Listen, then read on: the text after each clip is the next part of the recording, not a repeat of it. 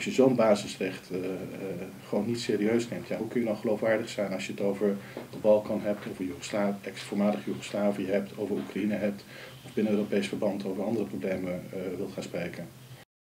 En verder gaat het ook om het punt van etnische gelijkheid. Dat deze rechten er zijn. En last but not least, het gaat gewoon om het hele principe van rechtsstatelijkheid.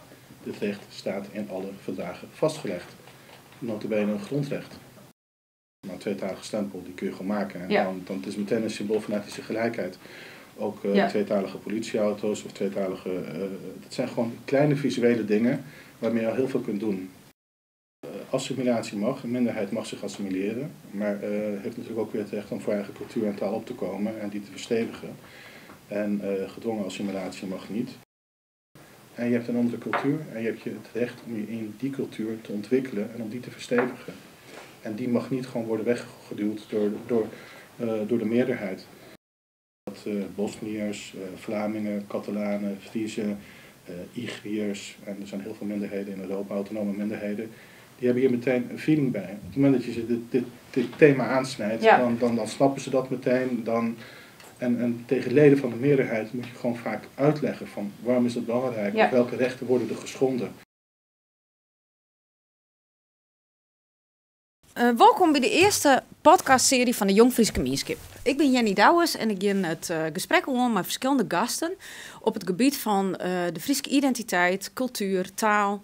En we komen heel veel verschillende onderwerpen voorbij. Friese eetcultuur, boeken, taalrechten, ondernemerschap. Goeiemiddag, Gabor. Ja, fantastisch dat je wijzer was om wat dingen uit te lezen, Joet. Ik zeg van de mensen die het luisteren en Sjogges ik eerst even vertellen dat ik praat Fries, doe verstest Fries, haast me onjong. De praat geen Fries, dus doe praat Nederlands weer waarom. Maar dus voor de mensen die denken van nou, de ene praat Fries en de andere net, dat is de reden, doe verstest het wel haast zijn. Ja. Gabor Landman, ik ken die als van de Europese European Language Rights. Ja. Maar zoals du die zelf introduceer ik van wat doe je in het dagelijks leven? We zijn maar bezig, we wennen het, waar bist? Ja, ik ben 47 jaar oud. Ik woon in Hongarije in Leinfalu. Nadat ik voorheen 2 jaar in Roemenië in het Hongaarstalig taalgebied heb gewoond. Ik ben een CRM-consultant. En ik heb ook een pied-à-terre in Amstelveen. Ik ben natuurlijk vaak in Nederland voor familie, kennissen en vrienden en werk. Ik ben getrouwd en ik heb 3 kinderen. En er wennen dus deals in Nederland, Amsterdam. Ja. En hier zet hij onder andere in voor die stichting. Ja. En dat is ook eigenlijk de reden dat je hier is. En weet ik die wat vragen nog stellen wil. Zoals ze de eerst in het kwart vertellen willen van nou, wat is die stichting en wat doet die stichting? De stichting European Language Rights zet zich in voor de taalrechten van autonome minderheden. Autonome minderheden, dan moet je denken aan de Friezen, de Basken, de Wales. Maar ook Hongaren, bijvoorbeeld in Roemenië, Slowakije en Servië. Deze taalrechten zijn eigenlijk na de Joegoslavische oorlog in het verdrag van Straatsburg vastgelegd. En ook in het Europese Charta van regionale talen. En eigenlijk waarborgen deze taalrechten de rechten van autonome minderheden. En die worden heel erg geschonden. Ook het probleem is in Roemenië en Slowakije ook kwantitatief heel groot. Veel groter dan, of anders dan het Fries bijvoorbeeld in Nederlands. Maar het heeft wel hetzelfde Europese juridische raamwerk. En om even met het begin te beginnen. Wij binnen ik als Friesen autonome minderheid. Ja. En uw taal had bepaalde rechten. Ja. Zou je een beetje een beeld schetsen kunnen van welke groepen, dus hij krijgt al wat van nou, welke groepen minder dan meer en hoe haast ik een beetje een schets van een aantal waar we praten. Ja, nou goed, als je het dan over de Hongaren hebt, dan heb je het over bijna 1,5 miljoen mensen in Roemenië die Hongaarstalig zijn. Dus complete dorpen, complete steden die gewoon de facto Hongaarstalig zijn. In Slowakije heb je het over 1,5 miljoen. Dan heb je natuurlijk de Friezen in Nederland, dan heb je de Wales, dan heb je de Basken. Bijna ruim 10% van de Europese bevolking behoort tot een autonome minderheid. Ja, dus dat is behoorlijk wat. Ja. En daar kun je dus in Friesland, ben je daar dus een van die groepen van. En kun je dus een beetje voorstellen, binnen de situaties vergelijkbaar? De Friesen en de andere groepen in Europa? Nou ja, in mindere mate natuurlijk. Het juridische raamwerk is wel hetzelfde. Maar er is natuurlijk met het Nederlands en tussen het Nederlands en het Fries is er weer wederkerige verstaanbaarheid. Als een kind in een ziekenhuis zegt van Heid, ik heb pine, dan zal een verpleegster dat verstaan en begrijpen. In Roemenië heb je tussen het Hongaars en het Roemeens geen wederzijdse verstaanbaarheid. Dus er zijn die problemen veel erger. En ook veel scherper. En ook de status van de taal is natuurlijk anders. Hongaren zijn pas sinds 1968 een autonome minderheid in Roemenië, omdat de Hongaarse autonome provincie toen is opgedoekt. Dus de verschillen zijn heel erg groot, maar we zitten in hetzelfde Europa met dezelfde rechten en ook dezelfde principes van non-discriminatie. Ja, en ik denk dat, en daarom hebben we die ik onder andere uitnodigen. Ik denk dat een helper en ik zal voornamelijk dan ook de Friese situatie praten, want ja, dat is de situatie die we hier kennen. Ik denk dat een helper de Friesen zich er eigenlijk net eens bewust van binnen, van wat is rechten binnen. Als ik, naar mezelf zorg, wat ik mij maken ha, maar ik een hele prut meestal om me heen. Dat we eigenlijk, denk ik, net heel erg bewust binnen van de taalrechten die we hebben. En ik denk dat zelfs een hele prut meestal net eens weten dat Fries een taal is. Ja. Het wordt soms nog wel eens gekskerend zijn van, dat is het is een dialect. Maar wat binnen de rechten? Wat is de situatie in Friesland? In Friesland heb je natuurlijk het feit dat het Fries is gewoon het tweede Rijkstaal. Je hebt het Europese Charta van regionale talen en het Verdrag van Straatsburg, dat gewoon het vrije gebruik van die taal waarborgt. Een heel belangrijk beginsel is het non-discriminatiebeginsel. Als je de Nederlandse taal vrij mag gebruiken, dan geldt het ook voor de Friese taal. En een ook belangrijk recht is dat je Fries natuurlijk ook in de contact met je overheid mag gebruiken. En dat het gewoon als taal zodanig zich kan ontwikkelen. Dus dat je het recht hebt om je eigen identiteit te houden. En om je eigen identiteit te ontwikkelen en die te verstevigen. En dat jij ook als minderheid bescherming hebt tegen de meerderheid. Ook soms de agressie van de meerderheid die de minderheid aanvalt omdat hij de minderheid niet snapt of niet begrijpt. En natuurlijk is het in Friesland zitten er minder scherpe kantjes aan dan bijvoorbeeld op de Balkan. Ja. Denk maar eens aan Kosovo of Oekraïne. Hoe bist u hier in belonen en wat zijn uw eigen ervaringen? Wat ik heb begrepen was dat ik al zei van doe zelf ook ervaringen, Roemeens-Hongaars. Ja, is dat uitlezen? Ja, ik ben met mijn vrouw, dus een Transylvaanse Hongaar, ben ik getrouwd. We hebben een paar jaar in Nederland gewoond en we zijn toen naar Transylvanië verhuisd. En ik ben daar in een Hongaarstalig taalgebied gekomen. Een gebied waar de Hongaarse taal eigenlijk helemaal gelijk is. En waar ik in de praktijk deze rechten heb proberen te gebruiken. En daar ben ik eigenlijk heel erg vastgelopen met de Roemeense autoriteiten. En ik heb heel erg gemerkt dat deze rechten niet worden nageleefd. Ik heb een probleem gehad bij de lokale politie in Marosvásárhely. Ik heb een probleem gehad met het plaatsen van een tweetalig plaatsnaambord in de stad Cluj-Kolozsvár. Dat is daar de premier van het land, burgemeester van die stad. Die heeft echt alles gedaan om dat onmogelijk te maken. En zodoende ben ik heel erg met taalrechten bezig geweest. En in Roemenië is het ook veel scherper. Je ziet bijvoorbeeld bij de politie in Marosvásárhely dat er van alle mensen, van alle agenten spreekt er niemand Hongaars. Maar de mensen die de wc's schoonmaken, dat zijn dan weer mensen die de taal wel spreken. En daar zie je ook die discriminatie. Dus die problemen die zijn daar veel en veel scherper. Die ervaringen, die lees ik de grondslag onder toen de stichting oprichten hast. Hast u die stichting oprichten? Nou, de stichting bestond al eerder. Die was opgericht na de Joegoslavische oorlog om op te komen voor minderheidsrechten. En die heeft een hele tijd stilgelegen. En toen Roemenië en Slowakije lid werden van de Europese Unie, heb ik het opgepakt. En daar ben ik me eigenlijk gewoon puur op de taalrechten gaan focussen. Dus puur op het probleem dat je gewoon autonome groepen hebt. Mensen die zijn opgegroeid in een bepaalde taal, die taal op school hebben gehad. En eigenlijk op allerlei manieren door de overheid worden beperkt in hun rechten. En eigenlijk onderhevig zijn aan discriminatie en gedwongen assimilatie.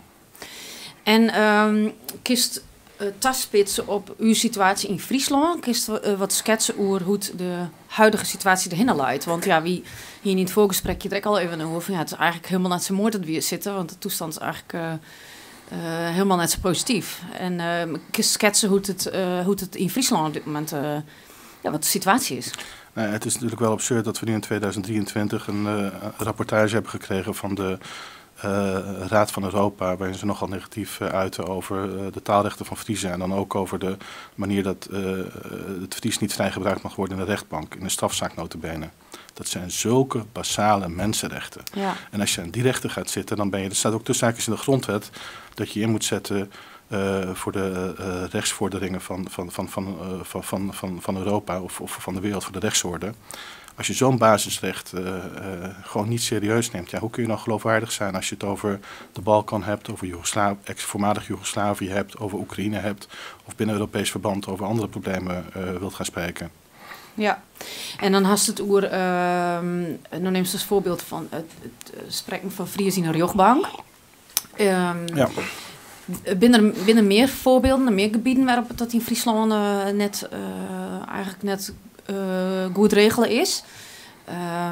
Want dat is één ding natuurlijk, de tolken of de taal in een rechtbank. En op welke gebieden kinderen nog meer verbetering komen? Even, nou ja, volgens mij, de rechtbank die kan sowieso tweetalige documenten gebruiken. Ja. Ik vind het eigenlijk ook heel discriminerend dat je in je paspoort of in je rijbewijs, er staat alles in het Ests. Dat is een taal die door nog geen miljoen mensen wordt gesproken. En het Fries staat er nergens. Nee.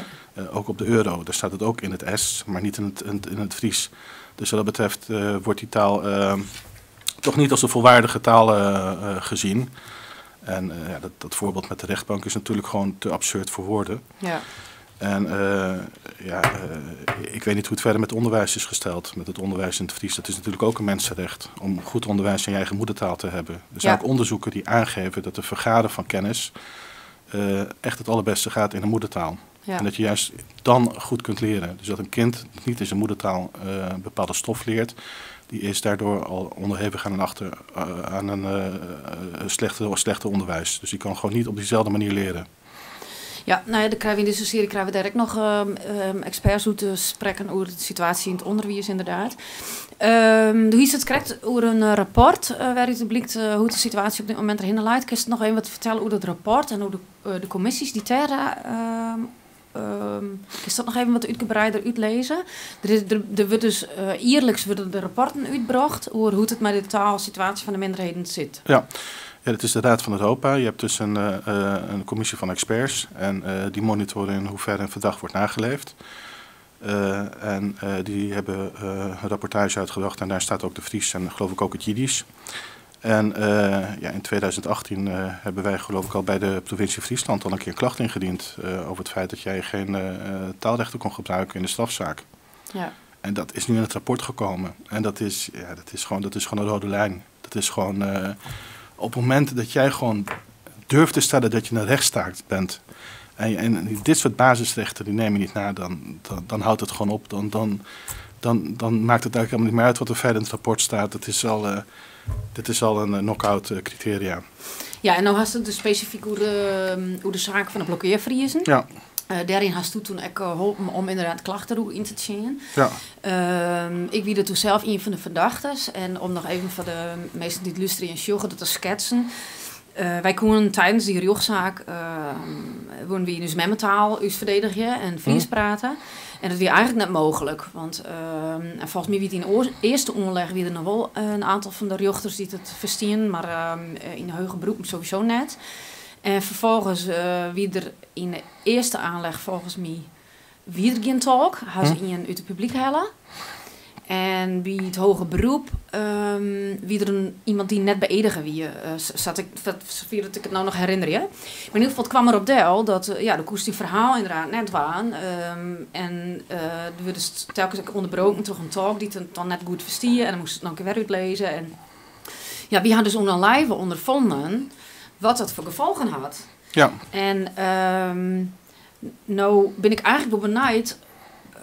Is dat dus, hast u de voorbeelden van in de oren Europese landen, dat het echt om hele ernstige dingen ging in? Want je nou in uw geval weet eigenlijk het heel politieke zaken en het theoretische zaken. Alleen ik kan me voorstellen dat als je van hele ernstige misdrijven of dat er heel iets ernstigs gebeurt en dus het is in een rechtszaak, op welke kant dan ook, dat het dan nog extremer is. Dus die haast er voorbeelden van. Dat is meestal Biestie en moestest. Nou, ik heb wel voorbeelden van gewoon Europese burgers. Maar dat is bijvoorbeeld op het moment dat je iemand hebt, een slachtoffer van een mensenhandel of een slachtoffer van een moordzaak, dan moet hij natuurlijk bij de politie zijn verhaal kunnen vertellen. Ja. Omdat anders gewoon het opsporingsonderzoek niet verloopt. In Roemenië zijn er natuurlijk heel veel voorbeelden van rechten van minderheden die geschonden worden. Dan heb je het bijvoorbeeld over de zorg.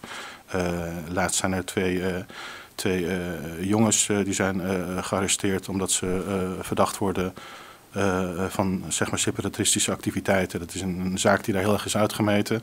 Maar formeel zo'n basaal mensenrecht als het gebruik van een moedertaal in een rechtbank te ontkennen, dat durven ze zelfs in Roemenië niet te doen. Dat gebeurt daar niet. Ja, nou, ik had merkt dus dat het wel eens net goed begrepen wordt. En dat mensen net in de gaten houden hoe basaal recht dat inderdaad is. Omdat, ja, ik had toen in die periode heb ik heel vaak de opmerking gekregen van, ja, maar dat is toch wel Nederlands? Ja, het gaat erom dat je het recht hebt om jezelf te verdedigen. En dat is een absoluut basaal recht. Het recht op een vrije verdediging. Net zoals en het recht dat je dat in je moedertaal hebt te doen. Het feit dat je een andere taal spreekt, dat heeft daar helemaal niks mee te maken. Met die argumentatie zou je dus ook kunnen zeggen dat ik vanaf morgen alles in het Engels moet doen, of in het Frans of in het Duits. Ja. Maar je kunt jezelf in je moedertaal kun je het zelf het beste uitdrukken. In je moedertaal kun je jezelf het beste verdedigen. Op het moment dat je emotioneel, dus in de stress bent, dan kun je alleen in je moedertaal goed spreken. Dat kan in een andere taal minder goed. En verder gaat het ook om een punt van etnische gelijkheid. Dat deze rechten er zijn. En last but not least, het gaat gewoon om het hele principe van rechtsstatelijkheid. Dit recht staat in alle verdragen vastgelegd. Nota bene een grondrecht. Ja, en inderdaad, en dat zijn, nou sla ik zelf automatisch oer. Dat ben inderdaad zaken die het heel lastig uit te lezen zijn. Op het moment dat je er net maar te maken krijgen ha. Ja. Maar deze dingen die lezen erachter. En ik denk dat dat wel goed is om dat eens een keer zat te bespreken.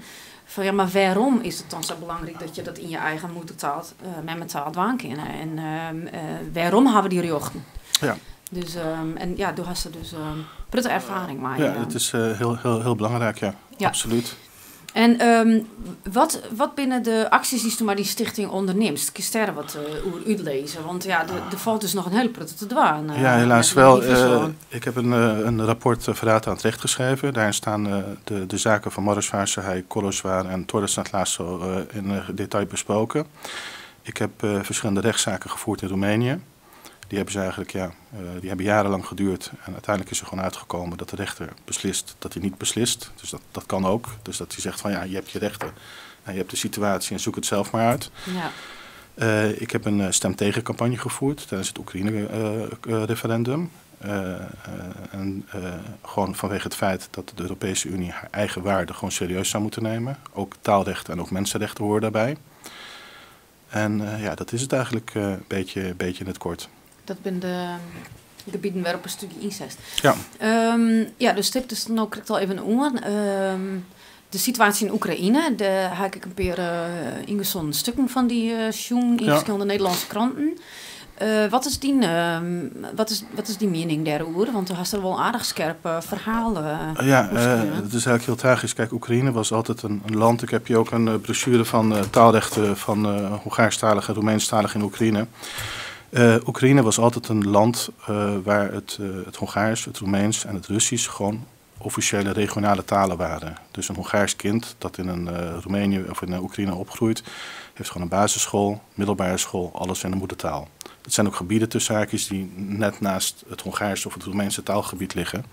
En in het geval van de Oekraïners gaat het om een gebied dat tot 5 verschillende landen heeft behoord. Eerst tot Oostenrijk-Hongarije, toen Tsjechoslowakije, toen Hongarije, toen de Sovjet-Unie, daarna de Tsjechoslowaaks en daarna Slowakije.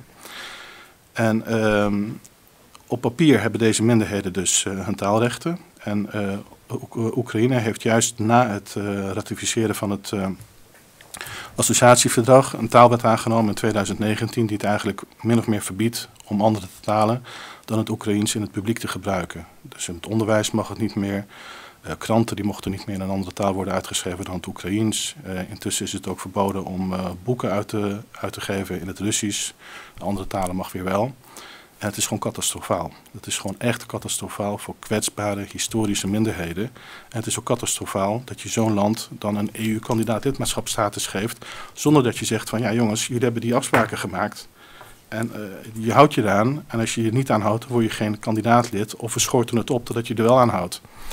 En het is natuurlijk ook catastrofaal voor alle andere minderheden. Want op het moment dat je denkt dat je gewoon bescherming hebt door op grond van het verdrag van Straatsburg, het Europese Charta, het Europese verdrag van de mensenrechten en gewoon de Kopenhagen-criteria, zeg maar alles waar Europa voor staat, dan blijkt dat dit best wel met een korreltje zout wordt genomen. En verder is het nu ook zo dat in Oekraïne er echt ook een aanval is op alles wat een andere identiteit heeft dan het Oekraïens. Dus dat wordt dan gezien als zeg maar historische fouten, dat toxische nationalisme en dat revisionistische chauvinisme wat je daar hebt. Dus alles wat niet Oekraïens is niet goed. En minderheden gaan daardoor aan zelfcensuur doen. Die zijn natuurlijk ook bang, die durven hun taal in het openbaar niet te gebruiken. Dus het is echt heel slecht dat het gewoon zo uit de hand heeft kunnen lopen. Ja, eigenlijk zei ze dus al van, wie doet het hier in Europa al net goed? En, maar misschien is dat dan natuurlijk wel het probleem. Dat van, ja, maar het wordt in Europa, het wordt sowieso al maar een korreltje soort nam. Ja. Dus het wordt er net bij nagedacht van wat de situatie op dit gebied, Oekraïne bijvoorbeeld, is.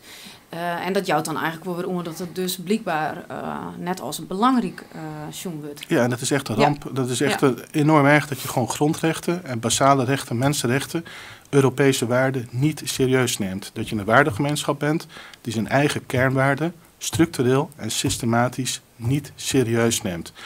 En in het geval van Roemenië, in Roemenië braken dus in 1990 de eerste etnische onlusten op voor Joegoslavië. Daar vielen ook doden. Het was een hele erge situatie. En Roemenië heeft in 1995 het verdrag van Straatsburg getekend en is toen lid op het pad gegaan van Europese integratie. Dus NAVO en lidmaatschap van de Europese Unie. En tijdens die toetreding hebben ze echt heel veel verbeteringen doorgevoerd. Minder corruptie, meer rechtsstatelijkheid. Het is natuurlijk gewoon op een schaal van 1 tot 10 hebben ze wat mij betreft een onvoldoende. Maar ze hebben wel veel dingen gedaan. Het is wel beter geworden. Ja. En nu maak je een land kandidaatlid van de Europese Unie.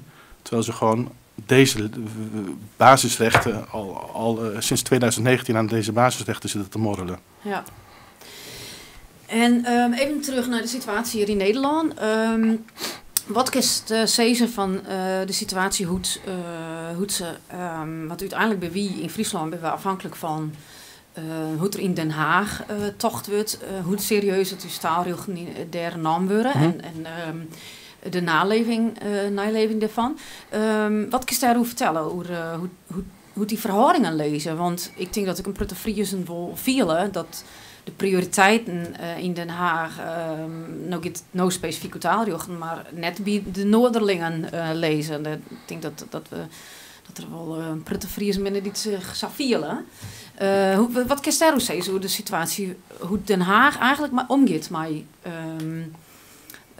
hoe hij dat serieus neemt? Ik weet niet of ze het serieus nemen. Ze zeggen de hele tijd dat ze het serieus nemen. En ze zeggen de hele tijd dat het belangrijk is. Maar als het echt belangrijk genomen zou zijn geweest, dan had je natuurlijk geen situaties dat je hier bij een rechtbank niet in het Fries kunt spreken. Dus ja, er worden moordjes ondernomen. En er wordt toch vanuit sommige hoeken wel USB'ers dienen om daarop te hameren van jongens, maar dit ben dus rechten.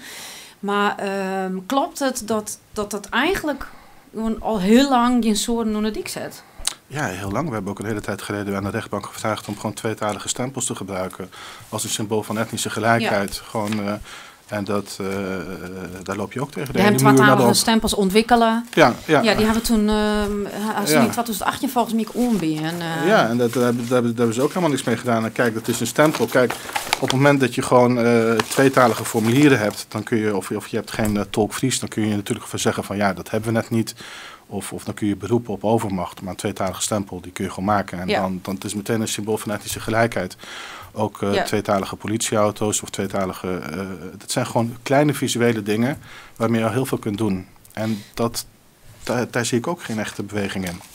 Nee, we hadden als Jong Fries Gemeenschap een advieslijst met adviezen aan waarin het dus al dat soort voorbeelden ik steen. Ik was toen nog van politie.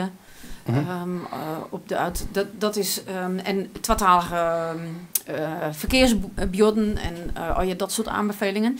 Nou hebben we bijvoorbeeld hoe de tweetalige verkeersborden hebben we een reactie gekregen van de ANWB. Waarin het zijn wordt van ja, maar dat is gevaarlijk. Tweetalige borden is gevaarlijk. Dus dan moeten we eerst onderzoek naar die worden en dan dat kan net samen. En dan had ik een beetje het idee, maar dan was precies altijd klopt of net. Dan denk ik, ja, maar er binnen volle meer gebieden werd het wel gebeurd. Dubbele talen op verkeersboeren. Als we in het boetenlang gingen, dan rieden we net voor de vangrail in, omdat we net lezen kennen wat er op het boert staat. Dus dat is dan voor mij ook wel eens een voorbeeld van, er wordt wel van alles weer ongrepen om te zeggen van, nou, maar dat kan net samen en dat is net nodig, terwijl du zei, vindt het geen woord. Ja, natuurlijk, je kunt er gewoon statistisch naar kijken in hoeverre er gewoon een gevaar bestaat als dat in het Fries is. En ik denk het niet, zeker niet als je het als mensen het publiek bekend wordt met deze borden en als ze gewoon in de CBR-examens worden opgenomen. En je hebt ook heel veel Oost-Europeanen die de Nederlandse taal niet machtig zijn. Statistisch zijn dat waarschijnlijk meer.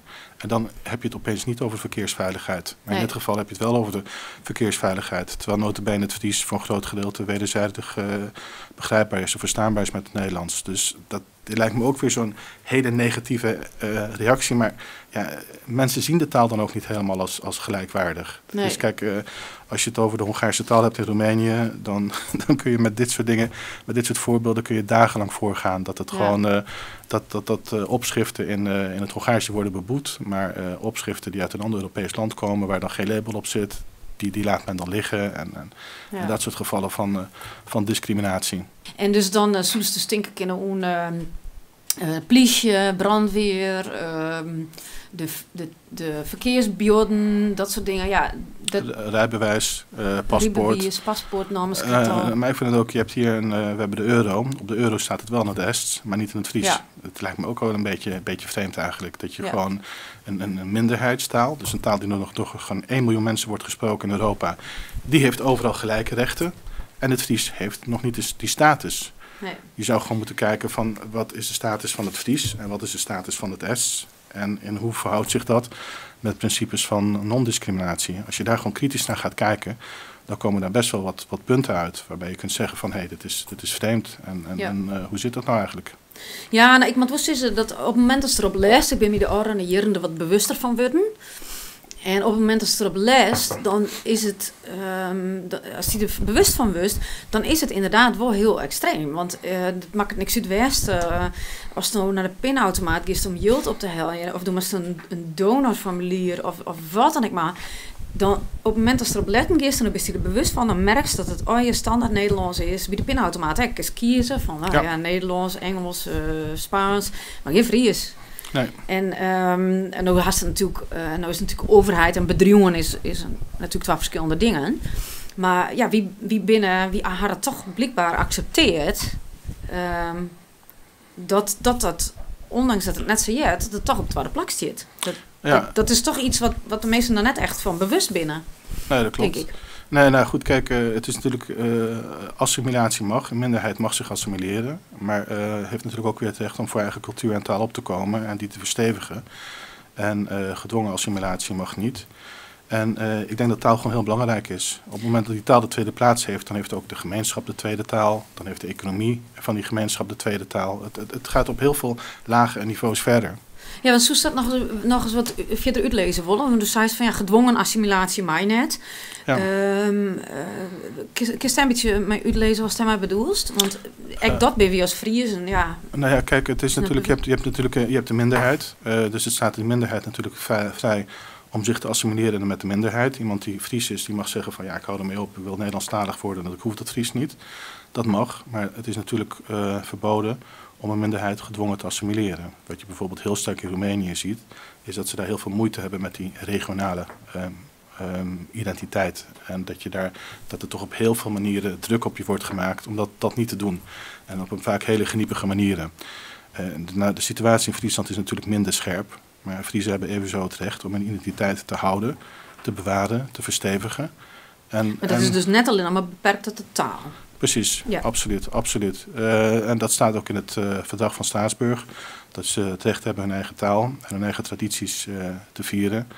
En om die te koesteren. Wat kunnen we zelf, welke verantwoordelijkheid kunnen we zelf nemen als Friezen zijnde in dit stuk? Want ja, dus hij stelt van, de situatie is gewoon heel ernstig. Ik denk dat een hele grote mensen zich er net van bewust binnen. Net sterk van bewust binnen. Wat kunnen we zelf doen? Wat we om ons heen joggen? Of wat natuurlijk opkomen voor de taalrecht in het onderwijs en de rechtspraak. Maar een ander ding is ook de taal gewoon gebruiken. En te doen alsof die taal de normaalste zaak van de wereld is. Met andere woorden, verzekeringen afsluiten in het Fries, bankzaken in het Fries, inkopen doen in de handel op plaatsen waar je moedertaal gebruikt wordt. Zodat je ook een ecosysteem ontwikkelt voor die moedertaal. En dat die moedertaal ook de juiste proportionele economische waarde heeft die ze eigenlijk vertegenwoordigt. Wat we dan nemen van verbrek die net. Praat Fries als en dan merk je het wel dat je het net versteert of net praat. Maar dan hoeft net van tevoren al ervan uit te gaan dat je Nederlands praten moest. Precies. En ook dat kijk, op het moment dat je je moedertaal gebruikt, dan kan het ook commercieel een heel interessant segment zijn. Als daar diensten op worden ontwikkeld of als mensen die taal meer gaan gebruiken. Dat zie je bijvoorbeeld ook in Roemenië hebben we heel veel gedaan aan het revitaliseren van de Hongaarse taal. En dan zie je dat in de handel eigenlijk die taal bijna helemaal is weggewerkt. Terwijl de bevolking voor nog 20% van de Hongaarstalig is. In Kolosvar was dat. En daar zie je dat de minderheid de hele tijd elementen van zelfcensuur toepast. En op het moment dat ze zich bewuster zijn, dan heeft het ook heel veel positieve effecten. Een bakkerij die bijvoorbeeld die taal gaat gebruiken, die krijgt daardoor meer klanten. Een kapster kan die taal gebruiken. En een verzekeringsagent die kan die taal gebruiken en krijgt daardoor meer klanten. En ook een betere binding met zijn klanten. En dat zijn allemaal dingen die de mensen zelf kunnen doen. Er is niemand die ze dwingt om bijvoorbeeld om dat in een andere taal te doen of in de taal van de meerderheid te doen. En dat zijn mogelijkheden die er bestaan om gewoon de economische waarde van de minderheidstaal omhoog te halen. Ja, want wie had denk ik zelf eerder het oorsom inderdaad, het gevoel van nou, liet ik maar gewoon in Nederlands, want dat is voor iedereen het makkelijkste.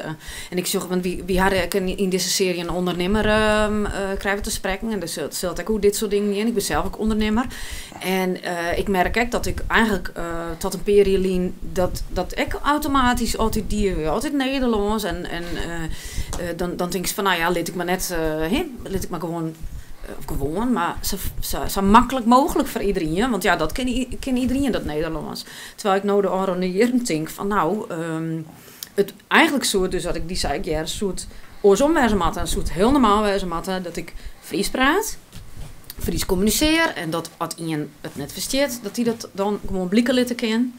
En dan zei ze een keer van, was het wel even herhalen of ik versteer het net. Maar dit was toen zei ze van ja, de commerciële kant ervan. Ik denk dat we als bedrijven en als ondernemers vaak oorsom denken. Van dat het als, misschien wel tot les wezen kan. Van je moet het maar gewoon zo normaal mogelijk of zo makkelijk mogelijk maken. Je moet natuurlijk aan je klanten denken en je moet je natuurlijk niet anderstalige klanten afschrikken, maar het kan een heel interessant segment zijn. En dat zeker met het aantal dat het representeert. Kijk, een verzekeringsmaatschappij die gewoon 1% meer of minder klanten heeft. Dat is dat verschil tussen een winst of een verlies. Of sterker nog, het kan het verschil zijn tussen failliet gaan of niet failliet gaan. En op het moment dat je gewoon die moedertaal ook die economische waarde heeft, dan kan het gewoon heel voordelig zijn in de handel. Ja. Dan kan het ook weer een bestaand ecosysteem zijn. En nogmaals, dit zijn gewoon mogelijkheden die er zijn. Ja, dus dat kennen we sowieso de waan, zei ze toe. Van, verbrek die net. Broek het zo vol mogelijk. Absoluut. Ik denk dat ik wel de oranje merk ik om je heen. Dat de meesten zegt dat ik wel steeds meer van bewustheid. Maar in de communicatie met de overheid. En dan begint het steeds meer op te vallen. Dat inderdaad, als ik nou een vacature zocht voor een overheidsinstantie in Friesland en dat is in het Nederlands, ja, dan valt het me wat op. En dan denk ik van, ja, ik ben me daar nou wel bewust van. Dat dan dus eigenlijk sowieso minstens echt in het Fries te wezen. Ja. Maar dus dat kennen we dwaan om het te bevorderen en om het te Absoluut, natuurlijk. Om gewoon de waarde van die taal hoger te maken, economisch hoger te waarden. Het gewoon meer te gebruiken en het ook normaal te zien als het te gebruiken. Volwaardig, likwaardig. Ja. En dit geval van de blokkeervriezen hebben we dat dus inderdaad hier. Dat is dus geholpen toen om een klacht in te checken. Dus stipte het correct al even kwaad onder. Het is in een rapport kwam. Wat is er maar gebeurd met die klacht? Er is een advies waar uitkwam en wat gebeurt er vervolgens maar? Volgens mij hebben ze er heel weinig met het advies gedaan tot nu toe. Ik zie dat er niks. Ik vind het wel een beetje gek dat zo'n rapport als uit Europa gewoon als een soort. Het is geen cafetaria-menu. De hele tijd hoor je van dingen moeten van Europa en Europa wil dit en Europa wil dat en dan krijg je nu een rapport waar eigenlijk de korte met wordt gemaakt met het feit dat basale rechten zo niet worden nageleefd. Het staat er ook gewoon letterlijk in. Er staan allemaal minnetjes in en allemaal aanbevelingen. Ja, dat eigenlijk nooit zo ver mogen komen. En dat rapport gaat naar uw regering, naar Den Haag. Ja. En daar wordt op wezen van oké jongens, dit is net goed. Ja. Er staan er aanbevelingen in hoe het wel maakt. Ja. En vervolgens gebeurt er dus niks meer. Ik weet niet wat ze daarmee doen. Kijk, het had al nooit zo ver mogen gebeuren. Nee, dit is in 1995 zijn deze verdragen al een hele tijd geleden geratificeerd. En dan was Fries altijd wat de Rijkstaal sinds Kneppelvreed. Dus dan heb je ook nog een keer een wetgebruik Friese taal. Dus dit is eigenlijk heel erg dat je gewoon aan zulke basale rechten gaat zitten. En dat je het gewoon hier tijd aan moet besteden. Dat je het hierover moet hebben. Je bent gewoon als overheid... je zit gewoon aan je vertrouwen te morrelen. Aan je geloofwaardigheid. Ja, heb ik helemaal met die eens. Nou, dat zijn we in het voorgesprek ook al inderdaad. Want het is eigenlijk gewoon super triest en ongelooflijk dat we hier nog weer hoe hamatten. Ja. En nog steeds hoe ha. Dus dat is nou op dit moment de situatie. Dat er dus vervolgens weinig maar dienen met zo'n advies. Ik denk dat de situatie op de squaln wordt straks wel nijpend. Want 2030 dan moet de BN met een bepaald niveau Fries van de basisschool nou komen. Nou, dat wordt net zo heel lang meer. Dus ik denk dat ik daarom wil schenken dat er toch wel wat stekjes van laten worden. Komen we weer waarom op, oké, maar wat door we je dan om? Dus heißt, wie moet er met de voet op tafel slaan, wie moet de actie vervoeren. Ja. En wie moet er als burgers daar zien opstaan. En mondiger daarin worden? Absoluut. Het is eigenlijk gewoon heel gek dat we gewoon nu in 2023 in Europa gewoon bijna de andere kant op gaan. Je had gewoon gedacht dat dat deze rechten gewoon allemaal vanzelfsprekend zouden zijn. Niet alleen in Friesland, maar ook zoals ik graag gaf, Oekraïne, waar deze problematiek natuurlijk ook speelt. Dus meer voor de rechten opkomen en meer voor en ook het belang van deze rechten inzien. En ook het belang van de eigen regionale identiteit inzien. En dan komt ze met het volgende. Op een gegeven moment ben je een beetje murfslijn van, maar het is al zo lang zo. En we kunnen wel oerels in ons koppen en we kunnen wel klachten niet zien en we kunnen wel eisen. Maar als er vervolgens niks gebeurt, dan krijg je wel een situatie. Ik had het ook wel merkt af en toe. Dan krijg je op een gegeven moment een soort situatie dat mensen denken van maar lid maar. Want er gebeurt toch niks. En die komen in een soort van, er komt uiteindelijk in een soort berusting van. Het maakt het net zo volle uitblikbaar wat we doorgaan en wat we proberen. Want er zitten gewoon mensen in Den Haag die het vervolgens net serieus nemen. Ik vind dat zelf wel een hele zorgelijk gevolg van dat het constant zien die dwarmnoer is, dat ik wel een van de gevolgen is dat mensen een soort van berusting krijgen. Just dat mensen dan denken van. Dat is heel jammer. Je zou nooit in een cynisme moeten vervallen. We hebben ook met heel veel casussen gezien dat je gewoon toch dingen kunt veranderen. Gelukkig is met die zaak van de blokkeervriezen zijn deze taalrechten gewoon ook aan bod gekomen, wat ook gewoon heel belangrijk is.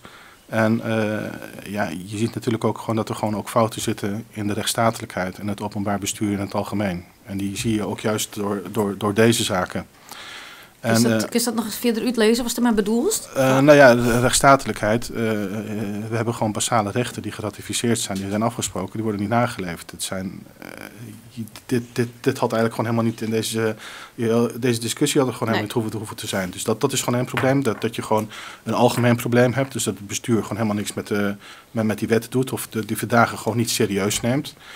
En een ander punt is, het is natuurlijk heel moeilijk om op individueel en op gemeenschapsniveau je geluk te vinden. En te kijken hoe ver je gaat en hoe ver je gaat met actie voeren. Ja. En dat is dat is een best wel gevoelige balans wat je doet. Dat is ook in Roemenië, zie je dat je kunt heel veel actie voeren. Maar je krijgt ook heel vaak tegenreacties. En je wordt ook heel vaak door de macht tegengezeten. En uiteindelijk merk je ook dat het gewoon allemaal om geld en macht gaat. Maar ook een groter iets. Dat je die lokale identiteit gewoon niet wil erkennen. In Roemenië heb je ook gewoon enorme krachten. En die gaan daar heel ver in. Bij die rechtszaak tegen dat tweetalig plaatsnaambord in Coloswaar heeft daar gewoon een hele afdeling van de burgemeestersambt, dus van de gemeente, heeft daar bij het proces meegeholpen om een beroep te schuiven. En dan zie je hoe sterk die krachten zijn die gewoon tegen een regio ingaan. Die willen gewoon niet dat de regio succesvoller wordt, dat de regio zijn eigen identiteit herkent, dat de regio beter wordt of dat het daar gewoon beter gaat worden dan in andere kringen. Dat speelt natuurlijk ook. Maar het lieds houden worden. Ja, absoluut. Natuurlijk. Ja. Dat zijn natuurlijk ook belangen die spelen. Het is natuurlijk niet echt... kijk, in Transylvanië dat gewoon wel verder is en beter is dan bijvoorbeeld Boekarest, waar gewoon de centrale macht is. Dat is natuurlijk ook iets wat bepaalde politieke kringen gewoon niet echt ambiëren en wat ze ook helemaal niet fijn vinden. Dat ze niet willen dat die regionale identiteit sterker wordt. En dat zie je helaas niet alleen in Friesland. In Catalonië heb je ook vergelijkbare problemen gehad. Ja. Daar hebben ze ook alle tegenwerking gekregen die er maar bestaat. Ja, en ik denk dat in die zin in Friesland speelt dat. Maar natuurlijk ook het qua onderwerp in het noorden hebben we echt natuurlijk de gaswinning in Greenshaan. Ja. En dat speelt het nog steeds, dat de mensen daar zeggen van ja, maar wie bestinnen dus blijkbaar net van Den Haag. Er wordt weet je wel gas wonen, maar vervolgens hebben we dus problemen daar toch net serieus nam. Ja, is het ook een beetje, speelt het, was toen correct zei van ja, het liedshorn. Ik denk soms wel eens van wie onderschatten uw kracht. Ik wil eens hier in het noorden. Want wie binnen natuurlijk, wie is natuurlijk ook wel een beetje bekend als nuchtere meesken en ruchtere zee. Maar op een gegeven moment denk ik, maar als je dus je voestmaatjes zoen, dan zou je toch wel heel krachtig wezen kunnen. En bijvoorbeeld als Noorden samen of als Friesland. En dan denk ik, had dat direct nou, maar speelt dat ook een rol? Dat er misschien toch naar u zoen wordt in het noorden of het Friese van nou ja, laat ze maar mooi laat ze maar net sterk worden in hun identiteit en in hun jeugd misschien. Ik kan het eigenlijk niet echt 100% beoordelen, want ik ken al die dossiers van die gaswinning en zo, die ken ik niet van binnen en van buiten. Maar in Transylvanië, daar ben ik dus echt heel erg diep in de materie gezeten. En daar heb ik heel sterk gemerkt dat dit iets is wat daar heel sterk speelt. Ze willen gewoon niet dat die regio sterker wordt. Ze willen niet dat mensen hun eigen identiteit herkennen. Ze willen niet dat er echte etnische harmonie is. Ze willen niet dat er echte gelijkwaardigheid is. Ze willen dat die regio, dat het daar gewoon, om het een beetje te chargeren, dat het daar een soort zooitje blijft. Ja. Dat daar een soort onrust is. Dat daar gewoon, vaak worden etnische vuurtjes ook gewoon opgestookt. Maar ook met het idee om die regio dan maar een beetje bezig te houden. En dat zijn dingen die spelen, zeker. Absoluut. Misschien is het in het geval van Friesland, als bestuurlijk jong, van Den Haag, een bestuurlijk jong, is het misschien inderdaad heel lastig, dat taaltje daar. En is het misschien veel makkelijker wezen als hier in Friesland dat maar gewoon als hobby horen en dat iedereen een mooi Nederlands. En het is wel makkelijker misschien. Ja, maar goed, een taal is niet een taal die zomaar uit de lucht is komen vallen. Het is niet iets wat met de parachute gisteren gedropt is. En een taal dat is de gemeenschap, dat is de historie, dat is de lokale politiek, dat zijn waardeketenen, dat zijn waardestructuren, dat is een manier van denken. Daar zit veel en veel meer in. Ja. Dus als je dat is natuurlijk punt 1, dat je dat gewoon wegschuift als iets wat onbelangrijk is. Want dat is juist heel belangrijk. Dat is juist je lokale identiteit. Ja, en misschien is dat ook wel wat onderschatten wordt.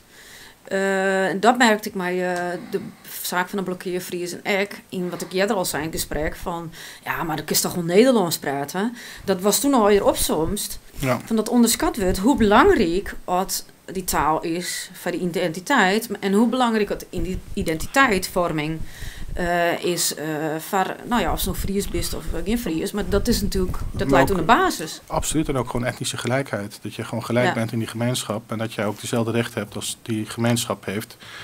Als een andere gemeenschap. Nederlanders hebben het recht om in het Nederlands zich te verdedigen in een rechtszaak in die taal waarin ze iets te lasten wordt gelegd. Dan heb je hetzelfde recht ook in Friesland. Ja, en wat ik zelf altijd nog wel een heel interessant aspect vind van die identiteit en die taal en waarom dat dan zo belangrijk zou wezen, is, ik weet net als het bekend is, maar de onderzoeken van het Fries Sociaal Planbureau heet het ook. En die doet een onderzoek naar de Friese paradox. Ja. Ik weet net dat hij dat wat zei. Ik heb er iets van gehoord. Maar... Ja, en uit die onderzoeken blijkt dus dat, even een beetje zwart-wit stelt, maar dat Friesen, ondanks dat ze dus economisch minder welvarend binnen, toch wel tot de gelukkigste groepen van Nederland jaren. En daarin hebben ze dus ook wel een aantal dingen opzomd. Er is wel een eerste onderzoek met nadien van, oké, maar hoe kent dat dan? Van, eermere regio en toch gelukkiger. Ja. Grotere brede welvaart, meestal meer tevreden. En dan komen er dus ook onder andere het aspect van die eigen identiteit en die eigen taal. En dan dus ergens biëren is natuurlijk voor mensen belangrijk in hun geluksgevoel. En dat vind ik eigenlijk ook altijd wel een onderbelicht aspect van waarom identiteit en dus in dit onderwerp de taal toch wel heel belangrijk is. Het is ook een onderdeel van het vormen van die brede welvaart.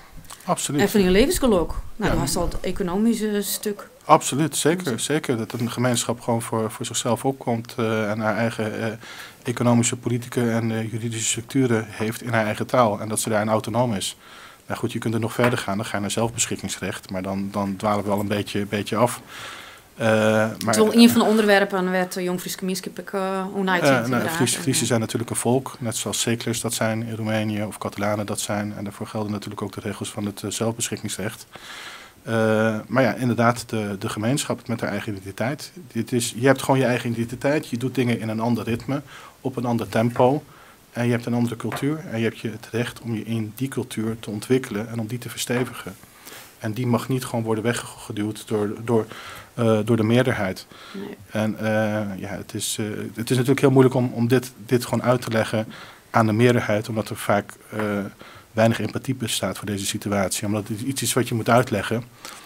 Maar daarom ben die jochender. Ja. Omdat het misschien moeilijk is uit te lezen, maar... Ja, absoluut. En dat heb ik wel ervaren, ja. Dat is ook lastig uit te lezen, want eigenlijk is het voor iedereen, het is voor de meesten op zich is het natuurlijk net zo moeilijk om uit te lezen van, ja, maar waar word ik dan blij van, waar word ik gelukkig van, wat is mijn identiteit, waar ben ik, waar viel ik, wat viel ik. Maar toch is het, merk ik, heel moeilijk om uit te lezen. Ja, maar waarom dan? Waarom is die taal dan zo belangrijk? Waarom is dan die identiteit en die cultuur? En en dan kom je toch wel soms op gevoelsaspecten. Klopt. En dan kan het lastig uitlezen wezen. Ja, die gevoelsaspecten die zijn inderdaad moeilijker, maar er zijn ook gewoon heel veel duidelijke dingen. Kijk, op het moment dat je een hartaanval krijgt, dan ben je alleen in staat om in je eigen moedertaal hulp te roepen en om aan te geven wat je hebt. Mijn dochtertje Nienke die was een keertje heel erg ziek, die moest heel erg hoesten. En we zaten te denken of we het ziekenhuis zouden bellen in Koloswaar. En ze spreekt alleen Nederlands en Hongaars. En dan, het was dan met de COVID, en dan denk je, er wordt zo'n klein kind opgenomen. Dan zit ze op een afdeling, dan is er niemand die haar uitlegt wat ze met haar gaan doen. Het kan heel traumatisch zijn. En dat zijn gewoon basale mensenrechten, die nota bene daar volgens de wet verplicht zijn en niet worden nageleefd. En dat zijn gewoon gevallen waarin taal gewoon heel, heel belangrijk is. Ja. Stel je maar voor wat het betekent als je gewoon vanaf volgende week je taal niet meer mag gebruiken. Alles gewoon schriftelijk in het Frans zou moeten. Wat dat gewoon economisch zou betekenen. En het is ook heel grappig om te zien dat Bosniërs, Vlamingen, Catalanen, Friezen, Igriërs, en er zijn heel veel minderheden in Europa, autonome minderheden, die hebben hier meteen een feeling bij. Op het moment dat je ze dit thema aansnijdt, dan snappen ze dat meteen. Dan En tegen leden van de meerderheid moet je gewoon vaak uitleggen van waarom is dat belangrijk? Of welke rechten worden er geschonden? Ja. En daar heb je niet altijd empathie. En die empathie heeft er heel vaak mee te maken dat mensen de situatie niet kennen. Nee. Maar op het moment dat ze de situatie wel kennen en precies zien om welke context het gaat, dan is er juist wel juist heel erg veel empathie. Ja, en ik denk ook die voorbeelden die ze toen nou neemt van bijvoorbeeld zo'n ziekenhuis en zo'n levensgevaarsituatie. Dat is voor u als Friesen, bij wie al sabbat went, dat de meeste Friesen die praten Nederlands.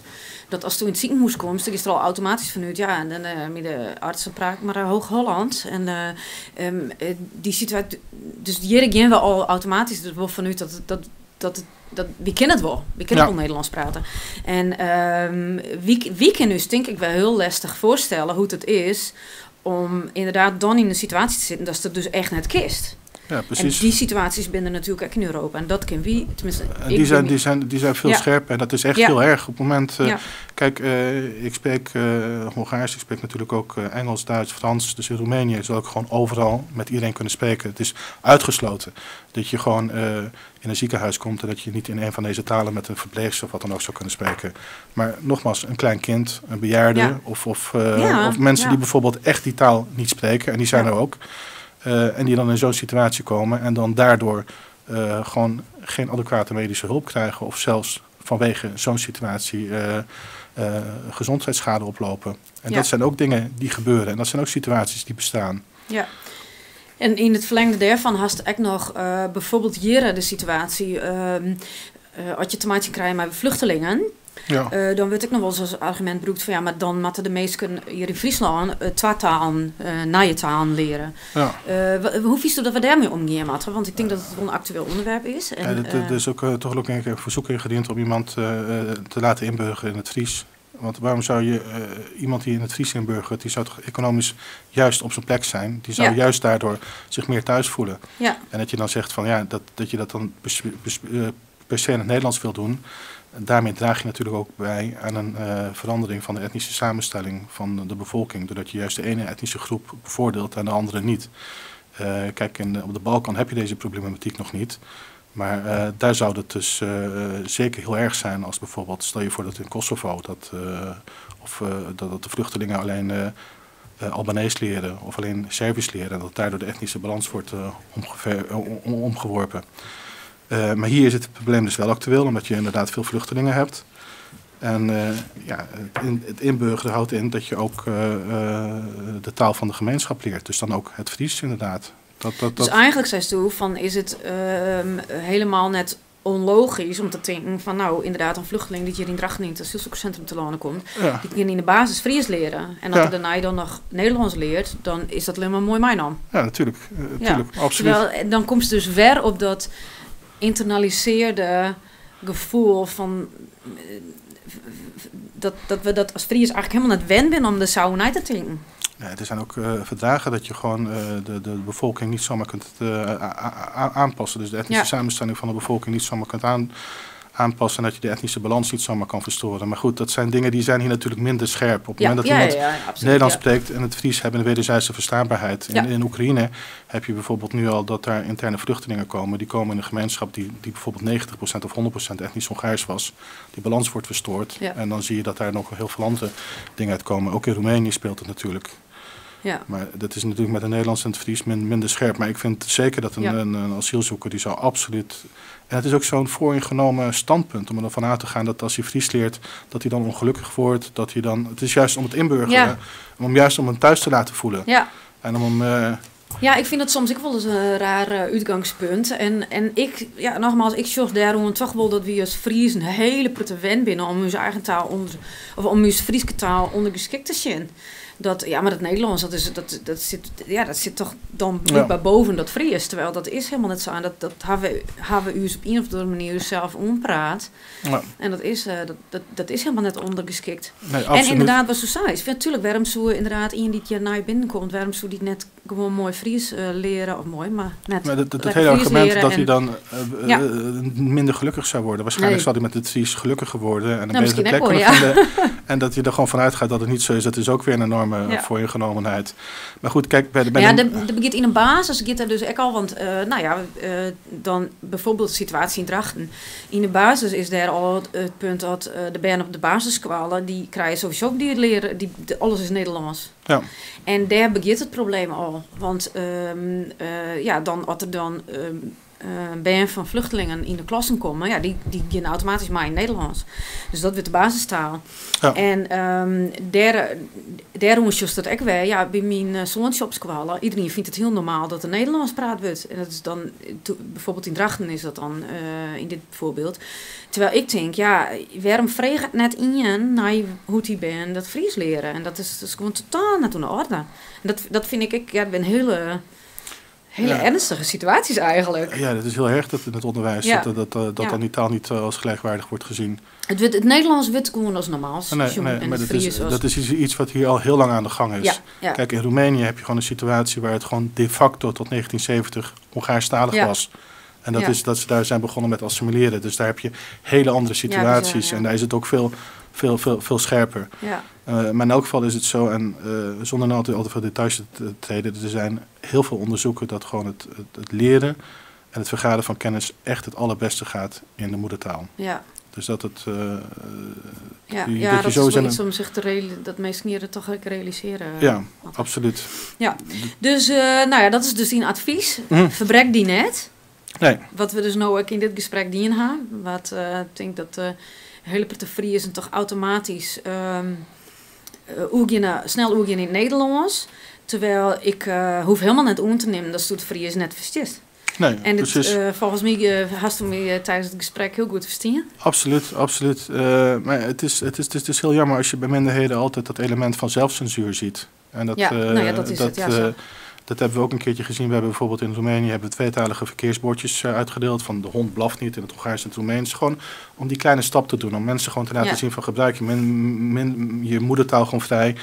En maakt het ook visueel zichtbaar. Dus gewoon, en dan zag je gewoon dat mensen gewoon zelf het Hongaarse hadden afgeknipt. Hongaren zelf. Ja. En het is dan zo'n zelfcensuur die ze hebben. De angst die ze hebben. Ja. Om ook de hele tijd te moeten voldoen aan de meerderheid. Terwijl die meerderheid dat bijvoorbeeld helemaal niet van ze eist.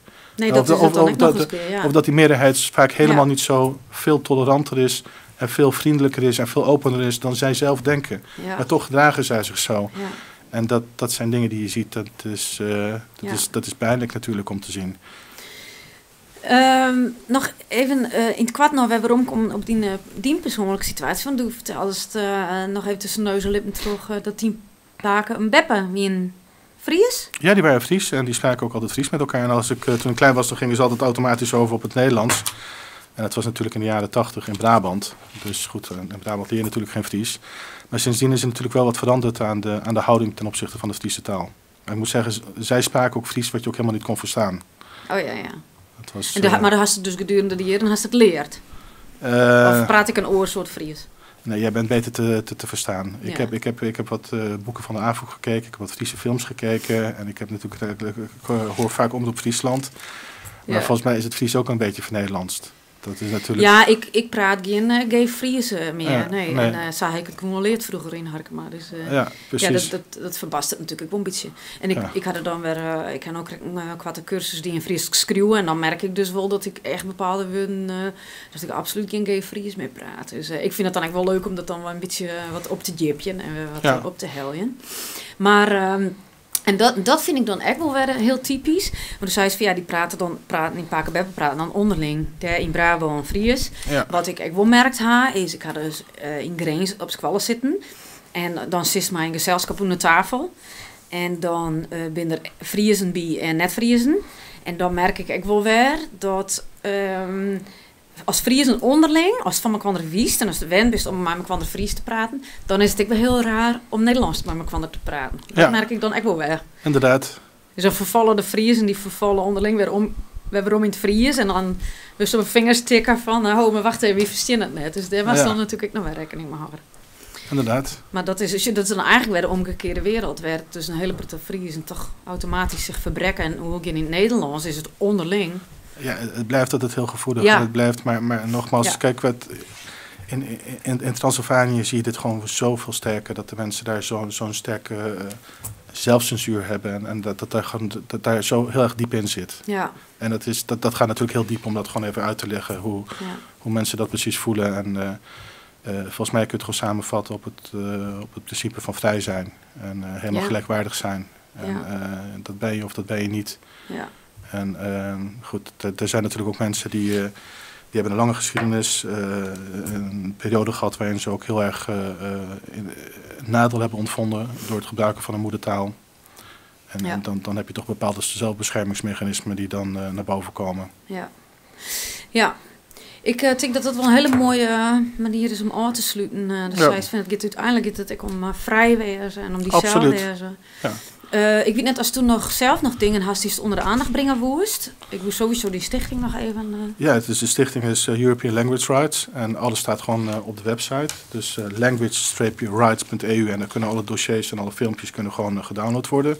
Alle artikelen die ik heb geschreven in de pers die kunnen gedownload worden. Ook artikelen over Oekraïne. En nogmaals, taalrechten zijn gewoon basale mensenrechten. Ja. En dit zijn de Europese waarden waar we het steeds over hebben. Ja. En je vriendsland zou gewoon een uithangbordje kunnen zijn, een paradepaardje van hoe geweldig het in Nederland gaat. Dat is helaas niet zo. Misschien ook leuk om te vertellen, in 2010 ben ik al bij de provincie Friesland geweest. En toen heb ik een rapport geschreven van de naleving van de Friese taal. En die heb ik in Roemenië en in Slowakije heb ik die uitgedeeld. En daar is hij met heel veel enthousiasme ontvangen. Over de mogelijkheden, de vrijheid die er is om je taal te gebruiken. Dit zet ik op die website van de stichting? Ja, inderdaad. Nou, we zullen in ieder geval uw gesprek publiceren. Het zal sowieso YouTube worden en op uw website van de Jong Friese Gemeenschap. En dan zullen we de informatie van die taalrechte stichting direct bijzetten. Okay. Dus dan kunnen mensen dat via die manier waarom vinden. En dan wil ik die in ieder geval hartelijk bedanken voor dit gesprek. Ik denk dat het van hele prettige mensen heel prettige informatie is. En ik hoop dat we toch een truwke jong hebben richting de meesten, dat ze er echt zelf verantwoordelijkheid in hakken. Absoluut. Ja. Dankjewel. Ja, jij ook bedankt.